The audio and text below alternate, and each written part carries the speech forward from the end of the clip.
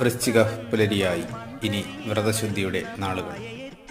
41 ദിവസത്തെ നോമ്പ് നോറ്റ് ശബരിമലയിലേക്ക് യാത്രയാവുന്ന ഭക്തർ.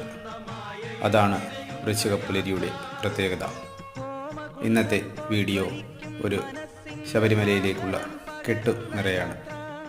മാളികപ്പുറവും അതുപോലെ അമ്മയ്ക്ക് വേണ്ടി തൻ്റെ പുത്രൻ നെയ്ത്തേങ്ങ നിറയ്ക്കുന്നതും, അതായത് 2 നെയ്ത്തേങ്ങ ഉൾപ്പെടെയാണ് ഭക്തന്മാർ ശബരിമലയിലേക്ക് കൊണ്ടുപോകുന്നത്.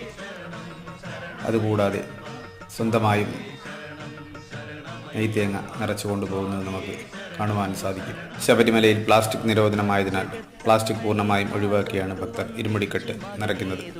ഈ വീഡിയോയുടെ പൂർണ്ണരൂപം ഡിസ്ക്രിപ്ഷൻ ലിങ്കിൽ നൽകിയിട്ടുണ്ട്, അതും കാണുക. വീഡിയോ ലൈക്ക് ചെയ്യുക, ഷെയർ ചെയ്യുക. ദേവലോകം എന്ന ചാനൽ സബ്സ്ക്രൈബ് ചെയ്യുക. നെയ്ത്തേങ്ങകളെല്ലാം ശബരിമലയുടെ ആഴിയിൽ എരിഞ്ഞടങ്ങുന്നു. സ്വാമിയേ ശരണമയ്യപ്പ.